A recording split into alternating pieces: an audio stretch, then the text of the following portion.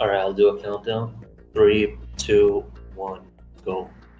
All right, so you guys have probably seen Limes do very easy this category, this platform, millions of times before. So there's not going to be much difference, but I will try to do some of the higher level strats for some areas. Other areas I've opted to choose some of the safer strats just because I couldn't get them in practice. So yeah, um, for the first section, it's pretty much straightforward. Um, we're just going to go straight to Olga because we need the USB. Even though we found a very significant time skip earlier this year, we still have to go to Olga to get the USB. Yeah, there's a single sensor that you have to get past, and we've still not found a way to get past the lasers. The moment we do that, that's really going to unlock a huge time save in this run. Yeah, we're like 50% of the way there because before the Prozac skip was found, there was no way to get into the engine room on this difficulty before Olga. On higher difficulties, you can get to the engine room anytime you want. On a very easy, you have to beat Olga first to get access to the engine room. Anyways, this is Olga, so if you want to explain Olga. Yeah, so Olga's going to spawn on the left or right side. We go back and forth on which is the fastest, but I believe that now I've been with the unit since I was born. Right side is technically fastest, but you hope for a left side in a marathon run. Basically, we just need to hit her 4 times, and 2 of those shots must be headshots. And she'll run forward or back here. Yeah, that's ideal. Like for 4th shot, you want her to run forward. It's a few seconds faster. But yeah, left or right. I mean, if you count the Olga IL, left side is marginally faster, but the Olga IL is like, they're basically both 10-second runs, and that was just a dab drop right now. If you want to explain that, because that's one of your beautiful. Yeah, Dav Wildstar, a very, very old VR runner from like 2007 or something. One day we were just going through like old IL videos, and we noticed he could cancel his animation for dropping off of boxes, and we were all like leaving comments on all his videos asking him how he did it, and eventually he explained that you just mash the fire button while you're unequipped, and sometimes it skips that animation. Saves like, half a second, so it's pretty cool. But it also allowed us to find the tech of stair gliding, where you can do the same mashing when you go up and down stairs, and you'll keep full run speed for like just a few seconds. Yeah, so we're going to do Prozac skip right now. If you notice, I'm going to the left side, but you should go to the right. You can just skip most of engine room here if I get it first try. There you go. So what we're doing there is a door glitch that Raiden can do, but with Snake, his animation's a bit different that we couldn't see. With Raiden, we would just do a punch kick combo and touch the load trigger that's behind the door. But with Snake, his kick animation is different, that it wouldn't extend far enough to touch the load trigger. Until Prozac found out that if you throw the magazine in a specific way, you can't touch that load trigger. It just skips most of engine room. I think it saves up to 27 seconds or something like that. Yeah, it's absolutely huge, and I love how Prozac found it, because he couldn't get his tanker time that he wanted, and he was just so furious that he had to find a way to skip the engine room in order to get the tanker time he wanted. Yeah.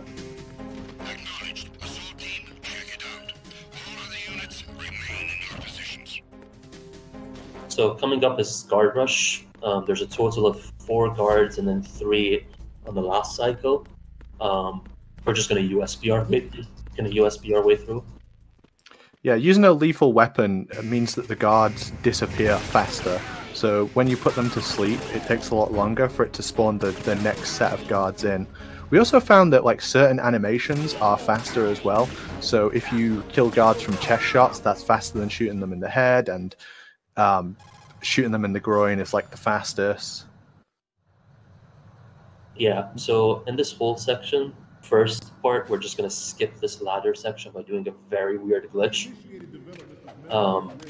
It saved, I think, up to like 11 seconds or something like that, instead of just climbing it down the way the game intends you to. Wow. Unfortunate. Oh, wow. So yeah, all the holds are game over if discovered. So what we do there is like a quick shot on the guard. Very easy to mess up because you can't lock onto him. Like most of the enemies in the game you can lock onto. That's just an example of one that you can't, so you have to free aim it. Yeah, I'm just going to play this guy safe. I was going to go left in this run to play it safe, and then that happens. So yeah, like you said, it's game over if discovered. So as soon as you're spotted, it's you have to repeat the entire room.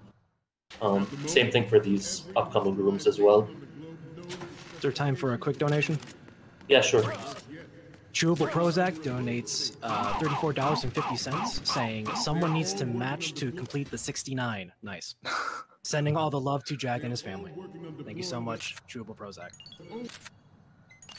Yeah, shout out to Prozac. If there's anybody who's going to get sub 5 tanker on very easy, it's him. So, you can go ahead. I'll explain. Yeah, sorry. We just took the photos from 2 spots. It's a consequence of playing the game in 16:9. You can take the Marine logos photo from a bunch of weird places in the game, but yeah, not possible in 4x3. Yeah, fun fact. I think we found out that 1 spot photos is possible. But you need to stretch the game to like 30:9 or something crazy like that. And then when we timed it, I think it was slightly slower anyways for some reason. Oh, yeah, Prozac and BMX could tell you more about it. I'm so looking forward to the day when we have to play the game in like a ridiculous aspect ratio just to take like the photos from 1 spot. So yeah, small detail. You might have noticed I ended the tanker chapter with with the USP on equip and M9 on my previous. So the game is going to remember your previous into the plant section. So right now I have the M9 on my previous, but I don't have it in my inventory.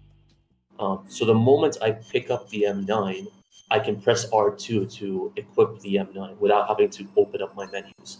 Just a small little optimization that you're going to see something identical to it in a few minutes when we get to Stillman. Yeah, so it actually it keeps that in memory, but if you try and switch to it now, it would switch as if it was there and then realize it's not, and so you would lose it from your previous. So as long as you don't mess with it, as long as you don't touch it, it will keep it on previous, which I think is pretty cool. Yeah, so you can see like I just picked up the M9, and then I didn't even menu. I just tapped R2 and had it equipped. There's no reason to pick up these additional M9 bullets, but I want to. In fact, you don't even need to pick up the M9 here, because you can pick it up on Strut A roof if you want to. At this point, it's just for swagger. Yeah, we have no choice but to wait for that elevator to come down, so it makes no difference whether you want to go pick it up now or later. And getting the extra bullets, again, you literally do not need them. Yeah, unless you do like non-lethal Fatman, then it kind of puts you in dangerous territory, but even then, like, I think you can work around it. So we didn't really get to see stair glides that much in the tanker chapter as a consequence of Prozac skip. I did it just now. I'm going to do it a couple of areas in the plant chapter. It used to be that in the tanker chapter, before Prozac skip was found, we do it a lot, especially in the engine room. But then once it was found, we switched back because we're not really gaining the benefits of it anymore. In this next section, so as soon as, before I get into the Pliskin cutscene, I have to unequip my M9, just put it on my previous. So what's going to happen is the game is going to equip the M9 for me in the next section, but the M9 is also on my previous at the same time. So the game thinks that I have the M9 equipped and on my previous simultaneously. If I tap R2 now, it's going to realize that doesn't make sense and it adjusts. But if I just keep it, I don't tap R2 until after the Stillman cutscene. I get a free menu. And I wish I would stop cartwheeling into walls.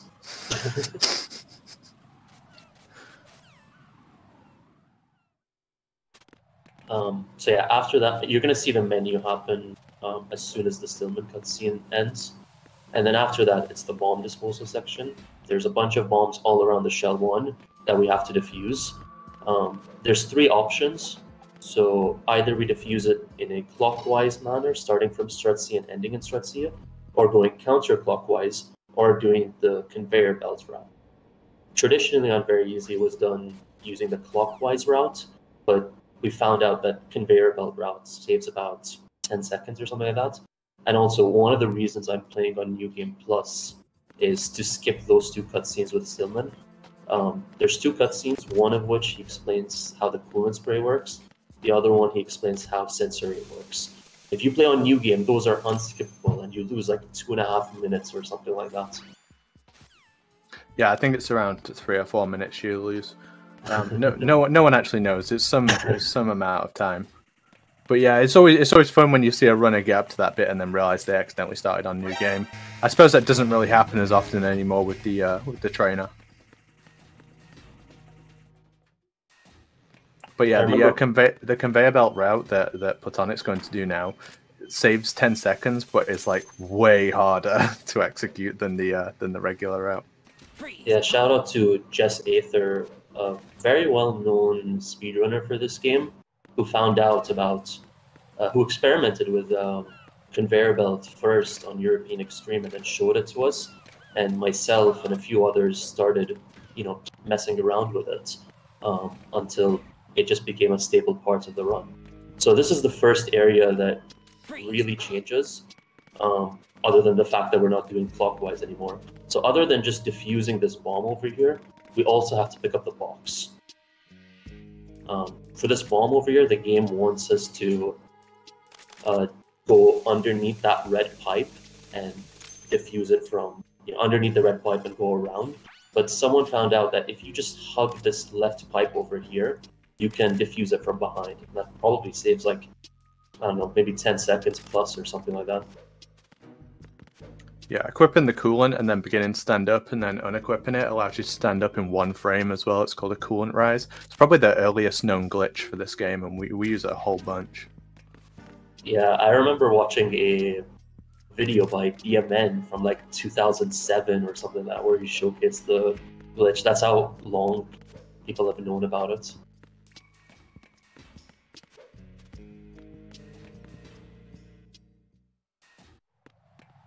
I like how that guard is just held up the whole time.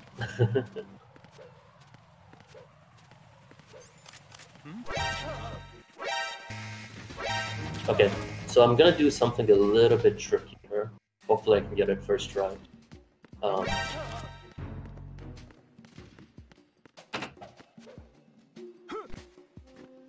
So you can cartwheel off these blocks. Nope, never mind.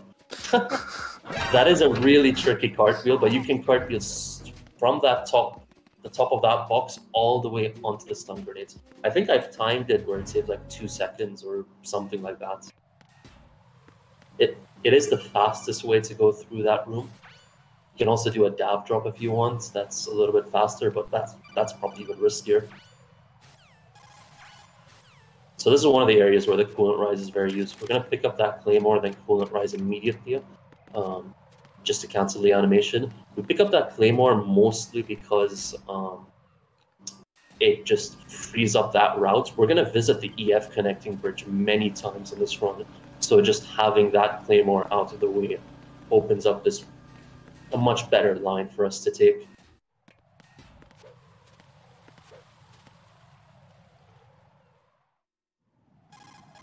And the stereo there, I'd say it was you who popularized doing the full aerial over staircases. No one really did that until you started posting videos of being able to do it. Yeah, probably. It's something that has been known about for a while. I know Ozzy used to like mess with it a lot, and some of the stereos that I do, I got from him. So shout out to Ozzy, very creative runner for this game. But yeah, I think I probably did contribute to popularizing it. Yeah, it's like a Nico tech, like old Japanese multi-segment runner type tech, but now people do it in single segment. Okay, so this is where the conveyor belt, like this is where you first notice the difference compared to a regular counterclockwise route. So we're gonna glitch onto this conveyor belt over here, and If you touch that load trigger with the box, it just takes you there. So the way the conveyor belt works is if you ride it the way the game wants you to, all it does is just move the box into that load trigger. And when you hit that load trigger, the game then decides, okay, what box do you have? I'll take you to that room. We're going to do it one more time with box 3 after defusing this final bomb here in Strut D. Usually Strut D is the first bomb on a clockwise rock, but now it's the last.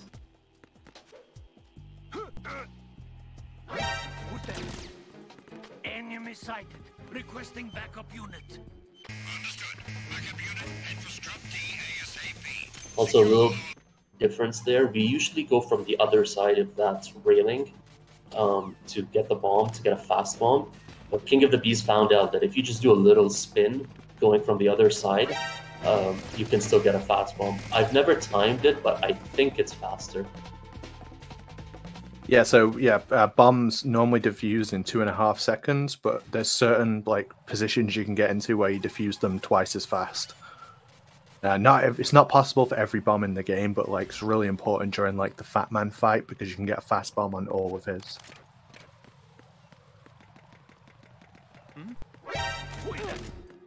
It's the enemy. I need help. If you get shot in this game, hold on, let me do this first. So this is the other instance of the conveyor belt. We're going to go straight to Strut A over here. So if you get shot in this game, there's like a brief moment where you lose control of your player. But if you get shot in a box, you can just continue on your movement. It's something that you will see a lot in higher difficulty runs. But now that we pick up the box in very easy, I can do it in other areas as well. Like on the DE connecting bridge that I did a few rooms ago. Yeah, if you equip the box at the right time as well, when a guard sees you, he'll go on his radio rather than fire at you as well, which is helpful because you can just leave. Yep. So we're pretty much done with bomb disposal, unless you go by the game's definition of bomb disposal, which is like until Fatman. But runners like like to think of bomb disposal as ending with this bomb over here. Now all we have left is the fortune fight, and then we in this room. The fortune fight, you can't actually beat her, but it's not an auto-scroller either. There is ways to make it go faster. There's 2 phases to the fight. The first phase is hold on, let me do this. So the first phase is based on things like how many boxes she destroys, stuff like that. How many times did she talk? We're basically trying to minimize whatever costs time loss in this first phase. And then the second phase, the elevator is coming down. We're just waiting around.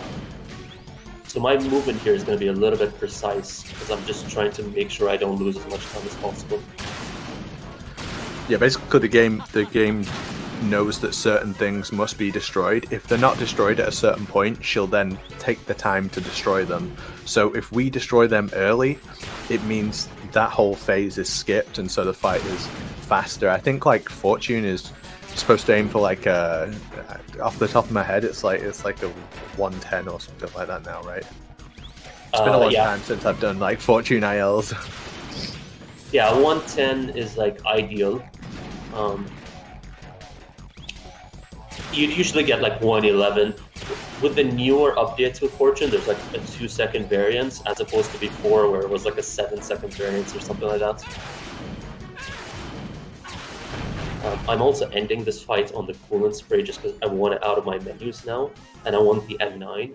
I'm gonna have M9 on my previous, nothing on my equip, which means I'm also gonna get to use stair glides a little bit. So we didn't get to show it off in the tanker chapter, unfortunately. In this room over here, there's some claymores, so you gotta be a little bit careful. Those chaffs are for laser. So yeah, there's the first stair glide. It's kind of hard to notice, but like it's a fraction of a time save. Yeah, the stairs slow you down when you run down them, but if you mash the fire button while unequipped, you'll keep full run speed for like a few frames. It actually matters more in the Twin Snakes because you go up and down so many stairs. And obviously, as Platonic said before, previously we used to have to go through the engine room, which is multiple staircases, but we don't need to do that anymore.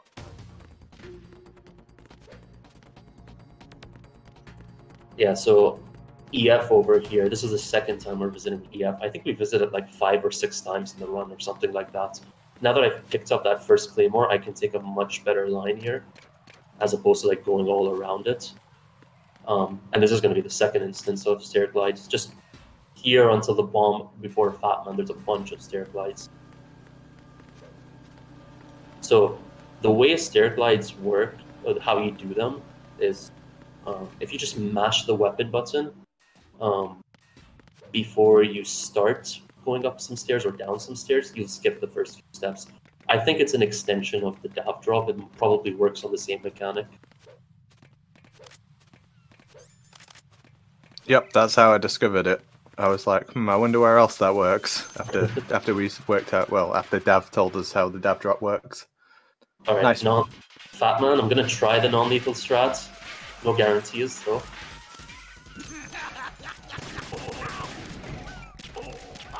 Perfect. So, oh, I got a slow bomb. Shit. Get a nice Fatman and then get a slow bomb. So, Fatman with lethal strats can be is a 2-cycle fight, but on non-lethal, very easy. It's just a 1-cycle fight. It saves like a few seconds, so it is nice to do on the run if you're capable of it. Usually, you'll see runners knock him down first by like shooting his leg or doing a punch kick combo, and then shooting 4 shots into him, which is a little bit easier. But I actually find that the faster strat, which is knock him down with the SOCOM and then 5 headshots, to be more consistent for me for some reason.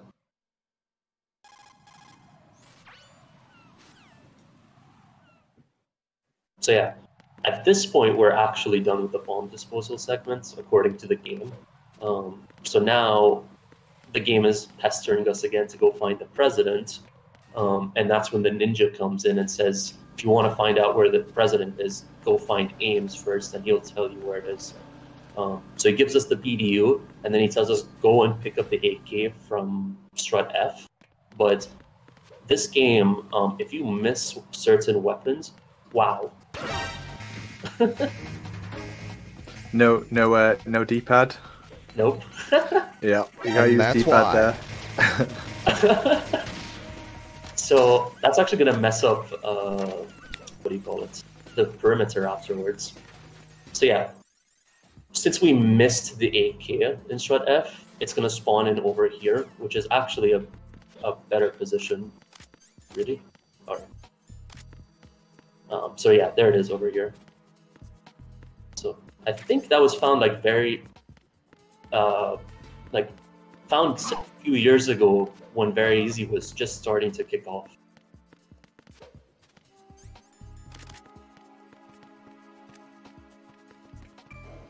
So yeah, I picked up some suns earlier for this room in particular. I'm gonna throw a stun grenade in that room, and that's gonna cause an alert. And when an alert is caused and it drops down to evasion, that's actually really bad. I might have messed it up. Yeah, I think I really messed this up. Don't worry about it. So the assault team units, oh wow. The assault team units are going to be, oh no, okay, we're good.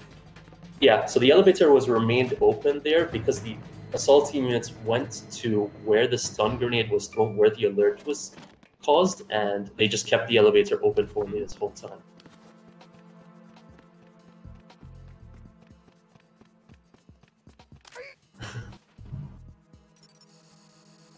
Retinol pattern recognized.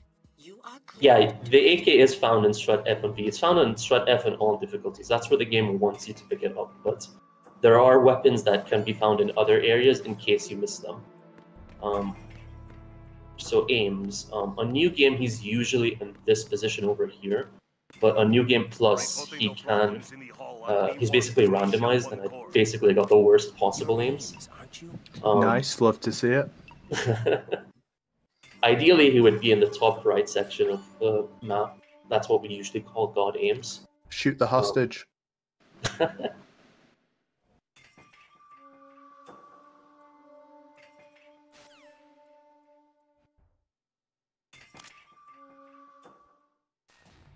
So yeah, now that we're done with Ames, he's basically told us that Ames is in Shell 2, so we're just going to go over... He told us that the President is in Shell 2, so we're just going to go to that section.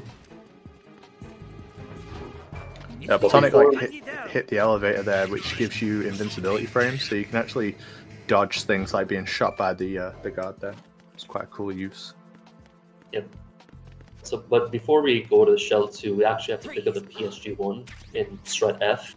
Unfortunately, there is no other place the PSG-1 spawns in, so this is our only option here. It's not like the AK where it can respawn in a different position. We know from messing around with the trainer as well that even if we could hit the sensor that's on top of the cipher, which is why you need the sniper, it won't let you progress without getting it. Even if we could get past it, if you don't have a sniper when you get to the Vamp 2 fight, the game just crashes. Yeah, I think I've also messed around with other weapons. Nothing can reach Vamp 2 other than the PSG-1, the PSG-1T. Even the Stinger, if you try to fire it at Vamp, you'll just kill Emma anyways.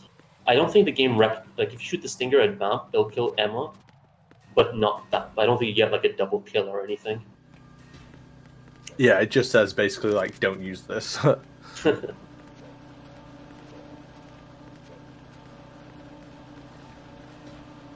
I'm not gonna SOCOM the Harrier. I'd rather not be here till tomorrow. Yeah, Platonic is the only person who's finished the European Extreme Harrier using the SOCOM only. It takes a lot longer than the entire speedrun of the game takes. It takes just over 2 hours, right? 2 hours, 5 seconds? Yeah, 15. Sorry, 2 hours, 5 minutes. Oh. Yeah, no, 2 hours, 15... It might have been 16 minutes. Something like that. Yeah. It takes a long time anyway, but yeah, he's the only person who's done it. So yeah, this is the one cipher for this section that we need. We need the PSG-1 for. The rest can be done with the SOCOM or any other weapon.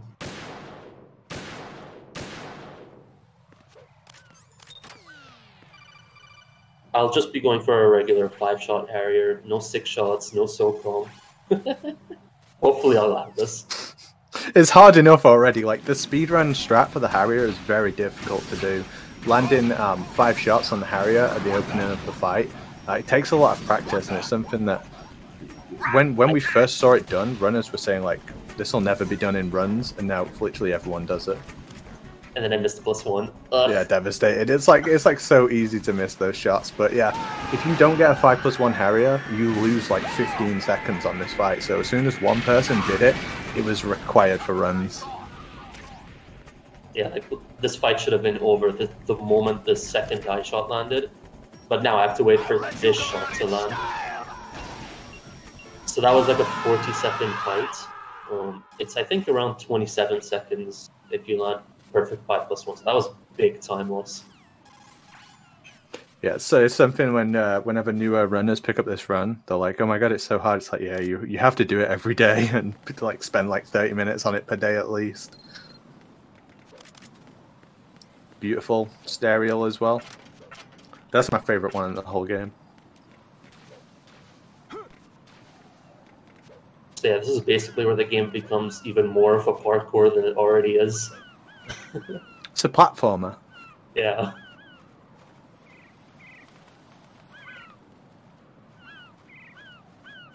So this area is going to be a lot slower because of EF, where I wasted that chaff. Usually we use 2 chaffs here, but I only have 1 of them, which means the upcoming ciphers I'm going to have to... I think I'm just going to equip the box. We'll see what happens.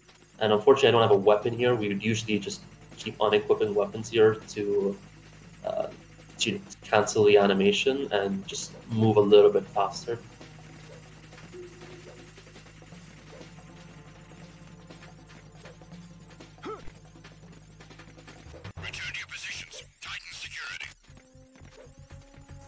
Fortunately, we have a bunch of ammo as well, so if you want to take them out, it's pretty free. But yeah, we have the box, so when you get... It was said before, but when you get hit in the box, you don't actually get any hits done. Yeah. So in this section, the game kind of calms down for a bit. We basically have to to get to the president, we have to go and pick up the Nikita and then destroy the control panel that's preventing us from just heading straight towards him. And then after that, it's on our way to find Emma.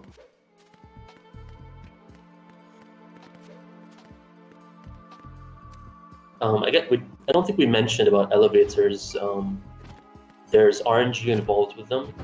Usually it will take a few seconds for it to come down, but other times it opens up instantly after the first press. Ideally, that's what you want, and it saves like 2 seconds or something like that.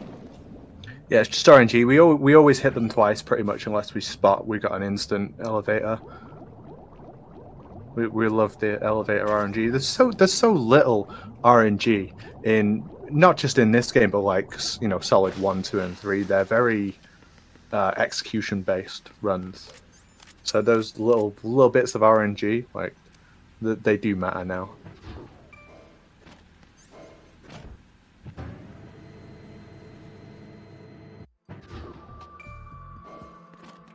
So usually we would wake up the president over here on higher difficulties, especially European Extreme. You have no choice but to wake him up first, otherwise you're killing him. But luckily on very easy, he's already awake and out of the way. And we get this very nice path to take. Yeah, the fastest path changes per difficulty. I recently timed going on the box and doing the Nikita from the stairs, like we would on like higher difficulties. I think it was roughly the same. Like it was too close to call, which is actually faster. So you can do whichever one. I wouldn't recommend the stairs because it is slightly more execution based, as opposed to just getting on the box where it just already puts you in the perfect position. So yeah, there's a bunch of cutscenes and codecs to skip through now. And then upcoming is the swimming section to Val, which I'm going to do a glitch that takes us out of bounds. Which is also kind of execution based. I took these photos. If you want to talk about swim glitch. Yeah, there is the swim glitch has been known for the longest time. On the original release of Sons of Liberty, there was a way to get out of bounds by proning and hitting the elevator at the same time. They patched that in the Substance version HD collection, and so another glitch to get out of bounds was found. By swimming against an object, Raiden will slightly higher himself every single time that you kind of like mash forward to swim.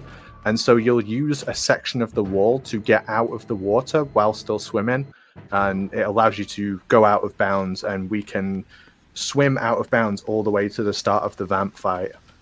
And the only reason we don't do this before the Nikita is because you actually need the key card that the president gives you in order to get through the door after the vamp fight.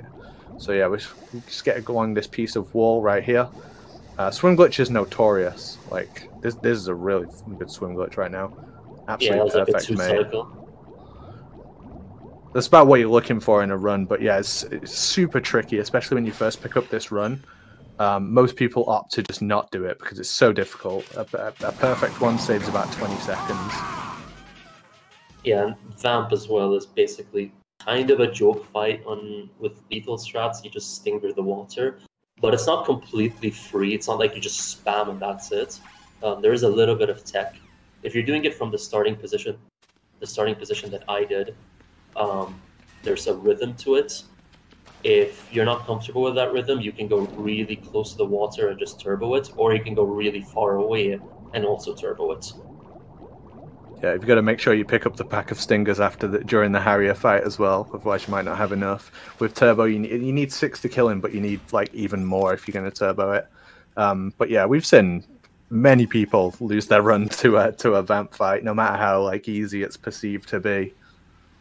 Yeah, I've lost one as well. I remember I think I lost like a minute and a half or something like that. Like I kind of just froze up in that. I had a race once. I just froze up in the race. Like, what do I do now? Even though like I knew what I'm supposed to do, it's just like my hands was just not translating what I'm supposed to do to the controller.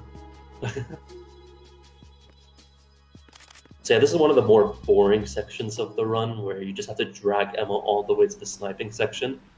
Luckily, there is a glitch that we can do that makes this a bit more interesting. it's a bit more stressful in the run, but I will be trying it out after, of course, the swimming section to get back to the first floor of the Shell 2 core. Yeah, it's nice that we've had some like ridiculous glitches be found recently to make some of the more chill sections more interesting. The MRS score is like notoriously hated, I guess. But it's cool that we get like the swim glitch on the way there. That door is obviously locked because you would normally open it, but because you do the swim glitch, you get past it. You don't have to open it. It's funny how you can open it from the other side, and there's an animation for it, even though you would never actually have to do that. Fun fact: if you like swim glitch your way or cheat your way to that second door before beating Vamp, and you open it, you'll get the Stillman cutscene where you see him underwater, and then it pushes you to where you're supposed to be correct, like the correct position after that cutscene. So over here, there's going to be like some sea roaches or whatever they're called. The game wants you to use the coolant spray to get rid of them because Emma doesn't like bugs, but we're just going to choke her over that just because it's way too long to just use the coolant spray. All right, I'm going to try the glitch over here. Emma Zip, if you want to explain it. Yeah, so Miss Chelsea's was messing around with the game, and she accidentally knocked Emma completely out of the map, and so we discovered that she discovered that you can completely knock Emma out of bounds, and the game will just put her back in really favorable positions if you do that, like if that happens. So the Emma Zip was born. Push her out of the wall. For some reason, if you push her out of the wall, the guards can see her and they cause an alert, which is fine. You know, we don't care about that. But as soon as we kind of like leave the door and come back, she's in like a really favorable location for us. And we can do that on the KL bridge as well. Yeah, I'm going to opt out of the KL one just because it's very risky. Unfortunately, the elevator one went really badly. There's a setup that we use that can get it like between like 1 or 3 tries. That was like 7th try just to get that. But you can also do it in this room. I'm not going to opt to do it because the setup for it is very risky and very weird. So I'm just going to drag her like usual. Yeah, it doesn't save that much time comparatively. So yeah, it's not really worth going for. But yeah, Emma Zip. It's funny because it kind of like harkens back to teleportation, right? That idea, like the bare bones of that idea were there with teleportation, and then Miss Chelsea found a way to actually push her out of the map. Yeah, teleportation isn't something, it's kind of an old strat. You wouldn't even see it in runs anymore. But you do see it in Snake Tales if you run that. Well, actually, yes, still. So yeah, in this upcoming section, if there's anything to read out, it's the perfect time for it, because it's basically a 5-minute auto-scroller waiting for Emma to cross over the entire bridge. I will be trying something at the start of the room just to speed it up a little bit. It's going to be very risky. If I get it right, I save 2.4 seconds, up to 2.4 seconds. If I fail it, I lose 6 or 7 seconds. So I'm going to try it. Yeah, we never we never stop optimizing with this game. Like we love this run so much. It's probably like the reason we all kind of know each other this well is because of this run. And becoming obsessed with MGS2 VE and Lucky. Yeah, yep. So basically Platonic found that if you scope in on Emma, she will like kind of shunt forward a little bit, and you're trying to do that as many times as possible to her. But as a consequence, when you put the scope on her, she can also fall over. So it's kind of like a risk of like, you don't want to scope at her because you don't want her to fall over, but if you do, she might just like shove forward real quick. And that will save time, because this entire section is just waiting for Emma to get to the 3rd bridge. So yeah, it's funny how like along the way we've come up with all kinds of different ways of speeding it up, and even now we're still finding stuff for it. Yeah. Hold on, let me deal with this guard. So Snake just called. That's when Snake calls. That's when he joins the sniping section. Because before that, he's busy off doing something else. And when he decides to spawn in depends on difficulty. So on very easy, he spawns in like pretty quickly. On European Extreme, he just spawns in like when Emma's like all the way there, basically at the end of a section where you don't even need him anymore. Unfortunately, though, he will not shoot anything. He'll just like stand still, doing nothing. You have to actually call him for him to start shooting at guards or ciphers. And that's obviously a time loss, so we don't do that. Unless you need the toilet, in which case you do it. Because as well, it's not just the sniper scope that he'll shoot through. He'll shoot whatever you can see in the regular scope. So you can put on the regular scope, fully zoomed out, and just look at the entire map, and Snake will shoot everything. But yeah, that loses like 10 seconds or whatever. But it is fun. It's probably a lot less than that. It's probably like 3 or 4, because I think the codec, when you call him, is pretty short. But yeah, regardless, it's time. It's not worth it. But yeah, if you think we're like super technical about the details of this run, it's because for the most of us, this was like our first speedrun. It's probably the reason like this server and event even exists in the first place. It can all be traced back to nerds grinding MGS2 very easy. Yep.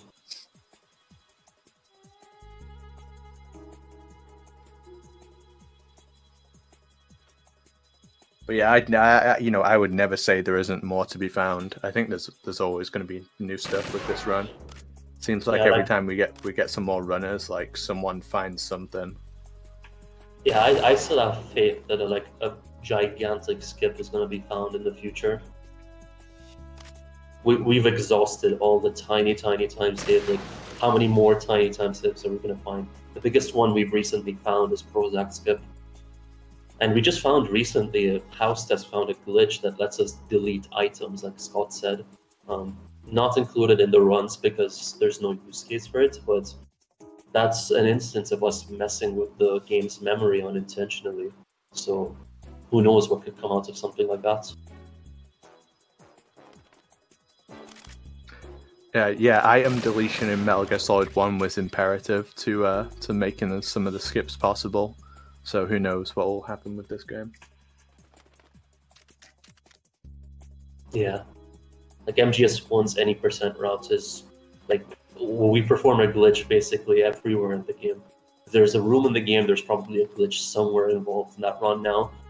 And yeah, like you said, like the route itself, correct me if I'm wrong because you run MGS1. I think you need to delete it.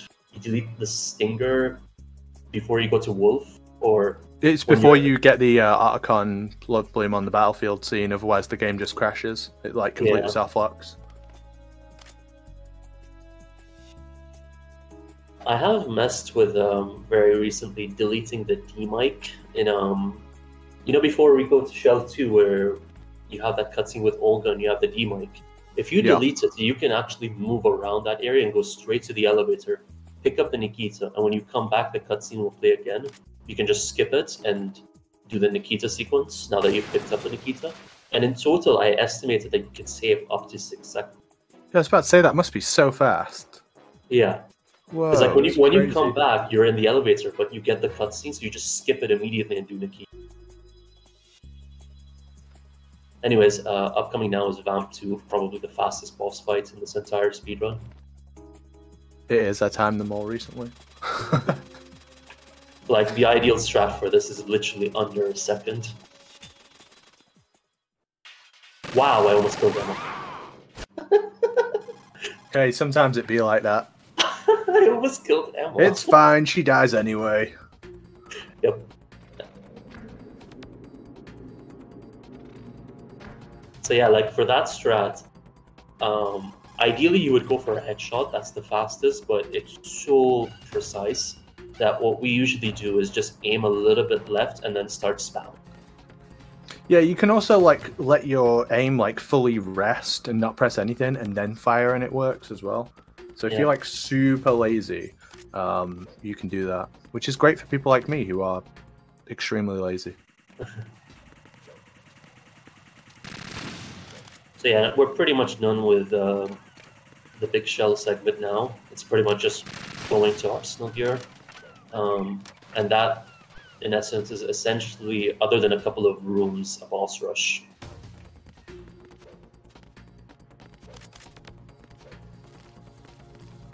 Without a doubt, the most thrilling part of the whole run is this section.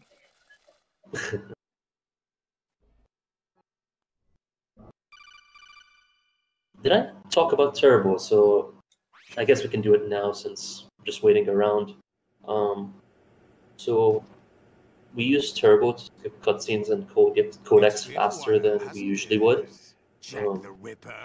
We've allowed Turbo on the boards for a few years now, and ideally how you would skip it on PC is for cutscenes you would Turbo X and start, and then for codecs you would Turbo X and circle. Even though you can double tap triangle or double tap square, on average it's much faster to just Turbo X and circle and skip each page individually with Turbo. Also, that torture sequence over there, there's 2 torture sequences with Solidus in this game. The first one, you don't have to mash anything.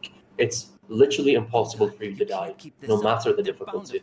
I believe, I'm not 100% sure of this, but Solidus probably does no damage at all, or the game just like is not programmed to hit Raiden at all.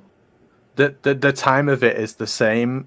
The amount of time it takes for that to end is the amount of time it takes for your oxygen to deplete. So no, you never take damage in that section.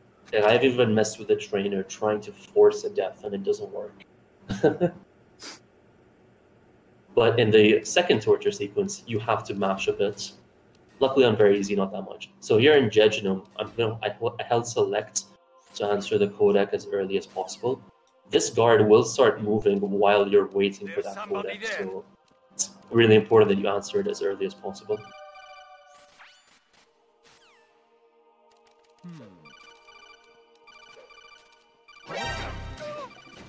Alright.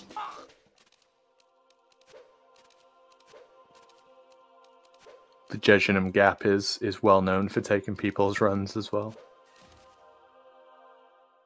So here in Ascending Colon, same thing, answer the codec as early as possible. And then you need to answer a total of 5 codecs before you can answer the 6th Rose Call. I am pause buffering between each codec just so I can answer the codec as early as possible. Also, there is some RNG between every codec call, so it is impossible to just like know exactly when it's gonna spawn in.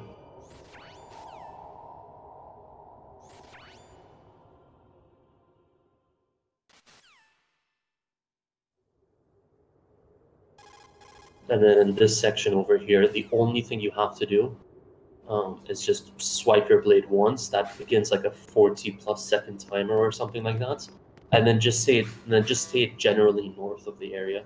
I think you only need to stay like a few steps ahead of Snake, and that's enough. But I like to just wait here next to this door.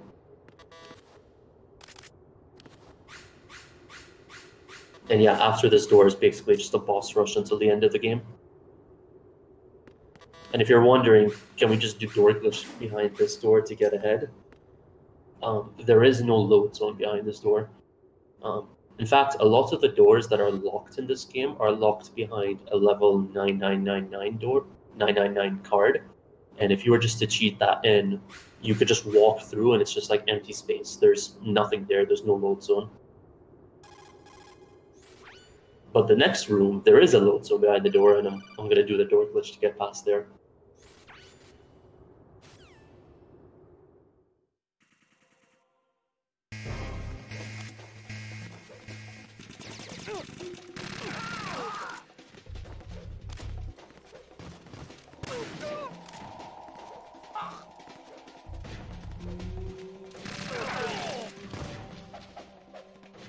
basically all you have to do is do a punch-punch-kick combo as close as possible to the door, keeping your back to the door, and then let go of first-person view the moment the kick happens.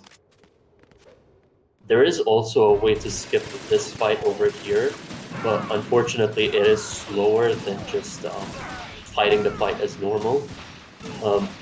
What we do is we just stinger them as they spawn in, just to kill them as early as possible. Ideally, you get like roughly a 45-second fight or something here. Usually you'll get around the 50-second mark.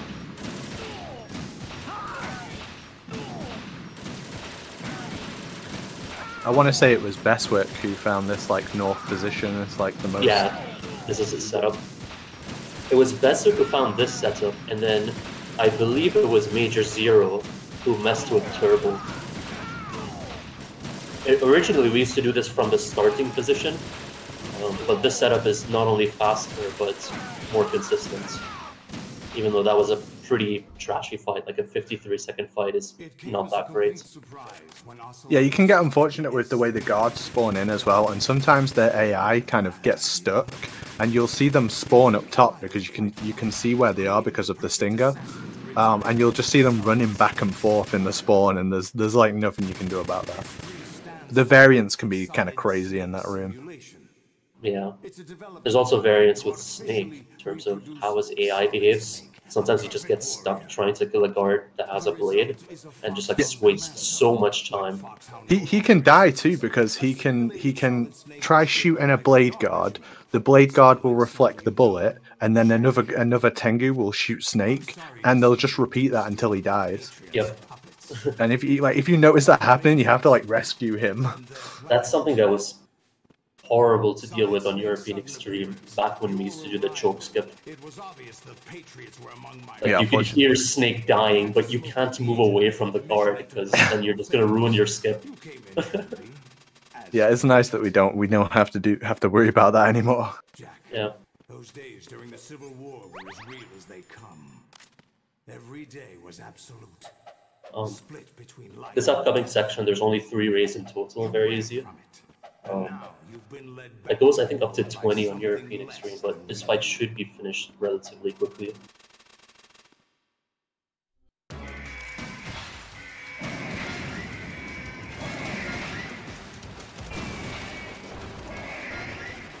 Yeah, so on very easy, the rays die from a one shot when their mouths are open, as opposed to higher difficulties where it takes several open mouth shots to kill them. And yeah, this is the other torture sequence I was talking about, where you have to mash. I think you only have to press triangle like 7 or 8 times or something in total, and you'll survive it like with 1 HP. And also on very easy, like I'm gonna let my O2 go down and take damage. I think on Solidus, on very easy, you're going to get that health all the way back up anyways. So it doesn't really matter. But don't do this on higher difficulties, because I don't think you get the health refill after that. So I'm not 100% certain, but I think you don't get it.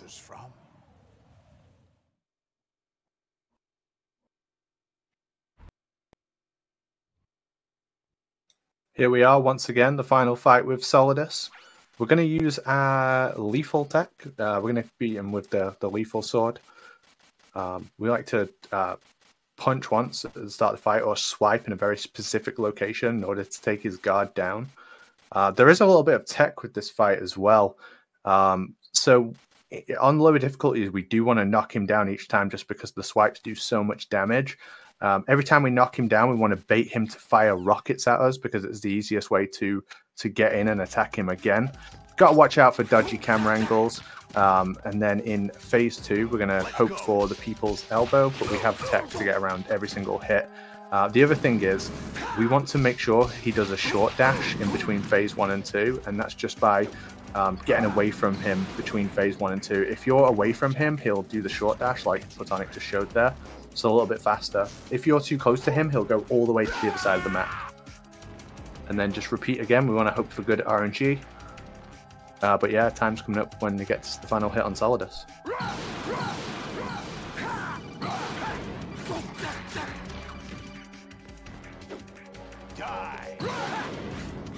Alright, that's time. 102.24.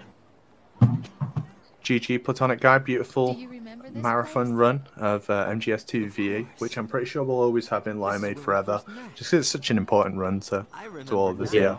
So many people in this server like dedicated hours and hours of their life to like the tech in this run, and yeah, Yep. it's a great speed run. It's a great one to pick up for your first run as well. If you ever want to give speedrunning a try, this is a really cool run to start with. Yeah, it wasn't my cleanest run, but a couple of errors that were kind of costly. I don't think there was a lot of small mistakes. I think it was just a few really big ones, like the continue and hold one, the chaff grenade and on EF, stuff like that. Missing +1. So there was a lot of big mistakes. But Yeah, that's I mean, you still were going for respectful.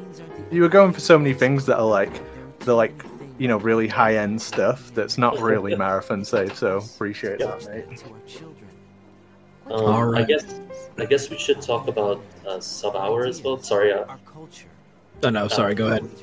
Yeah, because a lot of people have mentioned it to me. With the finding of Prozac skip, sub-hour is now possible. Is that a proposal? How long until someone gets it? I'm gonna consider it. I've considered it, but I don't know, like, if I've got it in me, because it's gonna require a really good run to get it. I'm also gonna reduce the music because it's blasting in my ears right now. So yeah, it's possible, but it's still very unlikely. It's funny how not that long ago it's something we joked about, and now it's something that's legitimately possible. So I'm sure we'll see it. I'm sure we will see it. Yeah. All right. Thanks for having me. Thanks for helping me with the commentary, Apache. And I hope everything goes well with Jag. He's been in the community a lot longer than I have, and he still runs these games. Like, I wish him all the best. All right. Well, fantastic run once again from PlatonicGuy. We're going to have a brief intermission where we set up for a very exciting race of Oddworld, Abe's Odyssey. So please stay tuned, and we will be right back with Limeade 4.0.